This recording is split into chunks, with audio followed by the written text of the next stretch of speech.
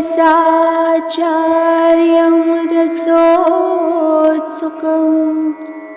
श्रीमद् रामहर्षणदेवाख्यं सद्गुरुं प्रणमाम्यहम्।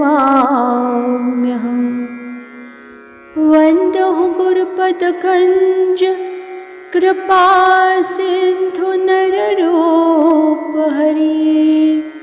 महामोहतमपुञ्ज जासु वचन रविकर निकर। अगले सूत्र में प्रवेश करने से पहले श्री सद्गुरुदेव भगवान समझा रहे हैं कि वेदार्थ किसके द्वारा जाना जाए। वेदार्थ इतिहास और पुराण दोनों से जानना चाहिए, लेकिन दोनों में इतिहास श्रेष्ठ ठहरता है। आइए हम अगले सूत्र में प्रवेश करते हैं। सूत्र संख्या 11। रामायण महाभारतौ चेतिहासद्वयम्। रामायण महाभारतौ चेतिहासद्वयम्। सूत्रार्थ: रामायण और महाभारत दो इतिहास हैं। रामायण और महाभारत दो इतिहास हैं। व्याख्या: इतिहास दो है, श्री रामायण और महाभारत। श्री रामायण में पुरुषकार वैभव संयुता श्री जनक प्रसूता जानकी जी का महत चरित्र वर्णित है। काव्य रामायणम कृत्स्नम सीतायाश्चरितम महत्।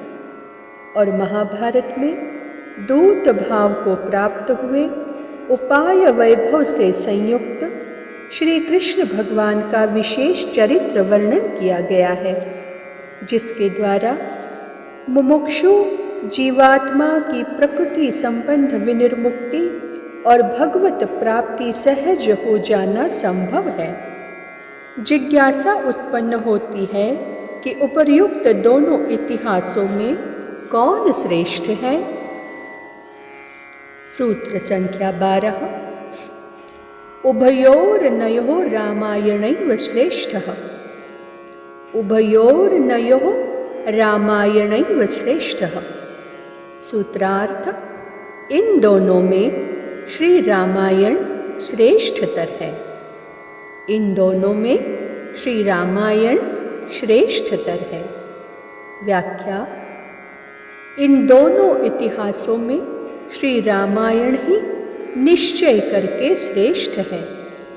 यथा इतिहास श्रेष्ठेन रामायणेन कारागृहवास कर्त्र्या वैभव उच्यते। क्योंकि वेद वेद्य पूर्णतम परब्रह्म परमात्मा पुरुषोत्तम भगवान का अवतार जब श्री चक्रवर्ती दशरथ जी के आत्मज रूप से अयोध्या में हुआ, तब वेद स्वयं प्राचेतस श्री वाल्मीकि जी के मुख से रामायण रूप में अवतरित हुआ।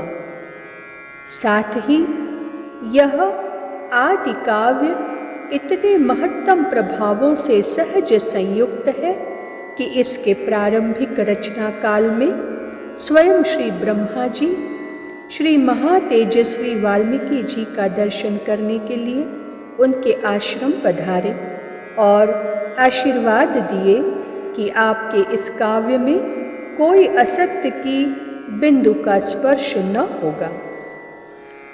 ब्रह्मणा निर्मितं यच्च शतकोटि प्रविस्तरं वाल्मीकिना च यत् प्रोक्तं रामोपाख्यानमुत्तमम्।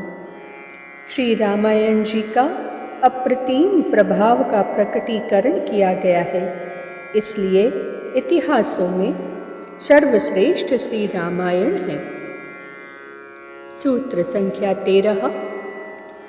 रामायणोक्तं सीतायाः पुरुषकार वैभवं प्रसिद्धम् अतो पुरुषकार समये के गुणः श्रीमपेक्षितः। सूत्रार्थ: श्री वाल्मीकि रामायण में कहा हुआ श्री सीता जी का पुरुषकार वैभव प्रसिद्ध है। अतः जिज्ञासा होती है कि पुरुषकार करने वाली श्री सीता जी में कौन कौन गुण अपेक्षित होकर रहते हैं, जिसके कारण श्री सीता जी की कही हुई कल्याण वार्ता को श्रवण कर श्री राम जी जीव कल्याण में तत्पर हो जाते हैं। व्याख्या। अब श्री रामायण में श्री सीता जी के पुरुषकार यानी जीवों के दोषों को न देखकर श्री राम जी से उनकी रक्षा करने व अपनाने के लिए प्रार्थना करना, जिसे अगुआई, माध्यम, सिफारिश भी कहते हैं। वैभव का अनुपमेय वर्णन श्रवण कर जिज्ञासा होती है कि श्री जानकी जी किन अपेक्षित गुणों के बाहुल्य से पुरुषकार कार्य किया करती हैं, जिससे जीव रक्षा में कृत संकल्प श्री राम जी की प्रवृत्ति अनवरत बने रहने के कारण उन्हें सर्वलोक शारण्य कहा गया है। आज की चर्चा को वाणी यहीं विराम देती है। श्री सद्गुरुदेव भगवान की जय।